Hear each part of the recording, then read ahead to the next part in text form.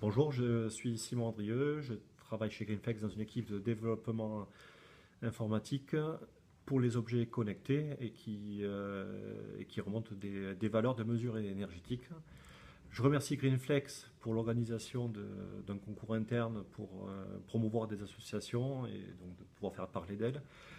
Et dans ce cadre, je souhaite présenter l'association Red Cert 31, qui est une association d'étudiants toulousains qui vise à aider des populations réfugiées et exilées dans un parcours de régularisation difficile. Donc voilà, quand elles sont en France, elles sont voilà. Donc, Maëlle en parlera mieux que moi.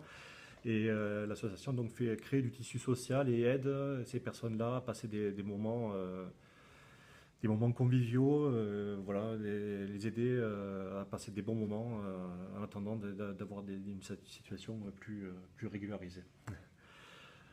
Donc dans cette association, je présente Maëlle Eusin, Bonjour.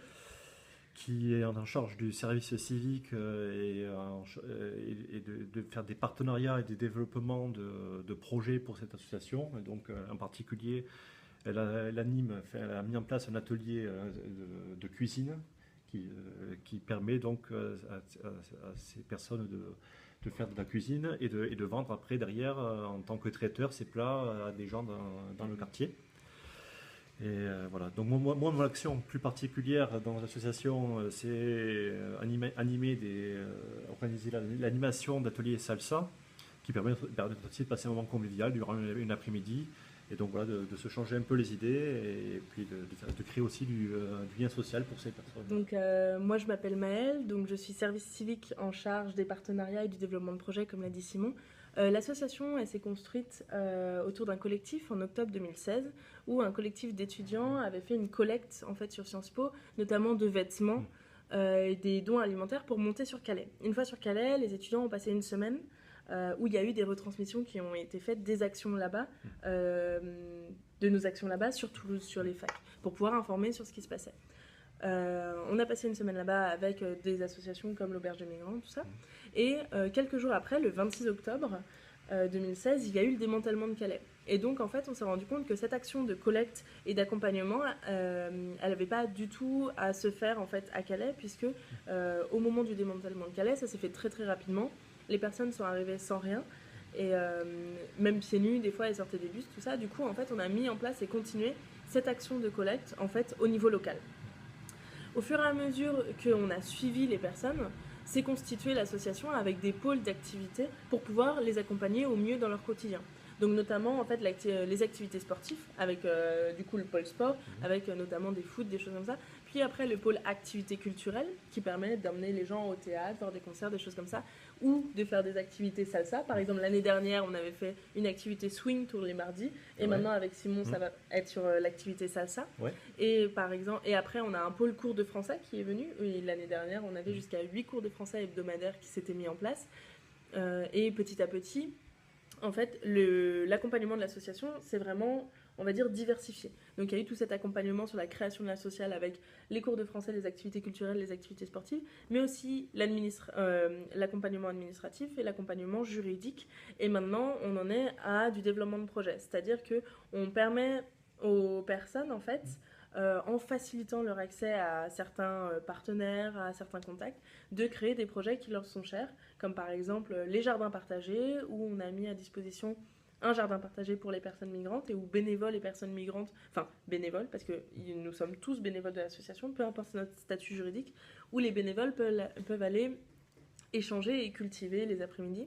Et un autre projet, comme l'a évoqué tout à l'heure Simon, c'est Saveurs d'Exil, où c'est un traiteur solidaire où les personnes vont cuisiner et après vendre leurs produits en fait sur des événements, des festivals qui ont attrait en fait aux réfugiés. Et la taille, on est à l'heure actuelle à 120 bénévoles. Oui. Et l'objet social spécifique de l'association, c'est donc la création de lien social et l'accompagnement dans la lutte contre les exclusions des personnes migrantes, exilées et réfugiées. Du coup, je vais faire un petit point sur qu'est-ce que c'est, en fait, ces statuts-là. Oui, ça va savoir un peu quels sont les statuts, quelles sont voilà, la répartition peut-être des gens qui sont aidés, et un peu le contexte aussi de l'actualité sur la migration, de cette tout crise ça. migratoire. Ouais. Tout à fait. Parce que, en fait, là, à l'heure actuelle, sur Toulouse, il y a des nationalités qui sont plus représentées que d'autres. Donc, la situation sur Toulouse n'est pas forcément représentative du conseil, de l'État national, en fait, ni de la crise migratoire. Du coup, on va commencer à parler au général. Oui. C'est qu'en fait, l'association accompagne à la fois des personnes... on accompagne les exilés. Exilés, c'est un terme générique pour toute personne qui a fui chez elle. Donc, pour des raisons soit de guerre, mais aussi, en fait, de migration climatique.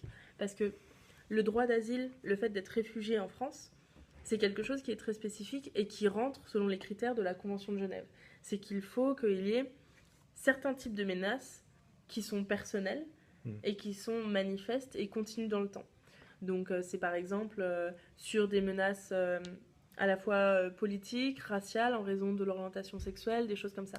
Mais sauf qu'en fait, quelque chose qui est sous-jacent à ça, c'est que le changement climatique fait qu'il y a un appauvrissement des ressources, qu'il y a de plus en plus de mal à cultiver dans certaines zones. Et oui, le contexte est assez divers et vraiment il y a beaucoup de raisons pour lesquelles actuellement les personnes sont en train de se déplacer. Et donc là, l'association a tout son sens dans cette aide à ces personnes qui arrivent en France. Et aujourd'hui, là, dans la région de Toulouse, il y a combien de personnes qui sont aidées Est-ce qu'on arrive à mesurer un peu l'impact de l'association L'année dernière, on a touché environ 350 personnes. Ah oui. 350 personnes exilées et réfugiées, qu'elles soient hébergées ou non.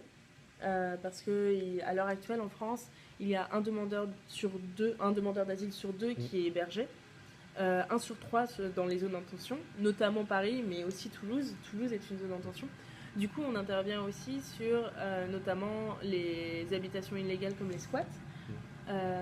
Et en fait, on ne fait pas de distinction entre des personnes qui vont être à la rue, parce qu'il y a beaucoup de personnes réfugiées, exilées à la rue, des personnes ou demandeuses d'asile. Donc on ne fait pas de distinction dans les statuts juridiques, c'est-à-dire est-ce qu'ils ont été reconnus comme réfugiés, est-ce qu'ils sont demandeurs d'asile, donc c'est-à-dire en processus pour acquérir ou pas, parce qu'ils peuvent se faire rejeter en fait, ce statut de réfugié, ou si ils sont exilés, c'est des personnes qui ont dû fuir leur pays pour des raisons X ou Y qu'on ne juge pas. D'accord. Et quel est le fonctionnement de l'association, son budget et actuellement quels sont les projets Alors à l'heure actuelle, l'association fonctionne avec un bureau, donc de 3 personnes, qui est délégué général, qui s'occupe de tout le secrétariat administratif, un responsable qui s'occupe des relations publiques et trésorerie, donc une trésorière qui s'occupe de la trésorerie et de la comptabilité. Et puis après, on a ce qu'on va appeler un bureau élargi, donc ce qui est l'équivalent d'un CA en fait, où on a chaque référent ou référente de pôle d'activité. Je vous en ai cité tout à l'heure, par exemple le pôle d'activité sportive, le pôle d'activité culturelle, le pôle cours de français, le pôle accompagnement administratif, le pôle juridique, le pôle collecte, aussi on fait de la collecte pour les personnes, le pôle sensibilisation où on va organiser des conférences, des événements pour aller à la rencontre du public toulousain pour les informer sur ces problématiques-là. Enfin voilà, les références saveurs d'exil, jardin partagé, tout ça. Donc ça, c'est la gouvernance de l'association. Et l'association, sur l'année 2018, a un budget de 7 000 €. D'accord. Il faut savoir que plus de la moitié, les 2/3 en fait, de nos ressources sont basées sur des dons de personnes. Et le reste sont des petites contributions sous forme d'appel à projet, comme celui de Greenflex à l'heure actuelle. D'accord. Et donc, sur l'aide que peut nous apporter Greenflex, en fait, sur les 500 € qu'on pourrait gagner avec ce projet, certes, ça peut paraître assez ridicule comparé en fait, aux 7 000 € de fonctionnement de l'association, mais en fait, pas du tout. Parce que à l'heure actuelle, par exemple, le projet Saveurs d'Exil contribue au budget de l'association. Oui, l'association est en train de continuer à se développer, à interagir avec différents centres, et à créer de nouveaux projets. Et donc, voilà, il y a un public assez important qui est concerné.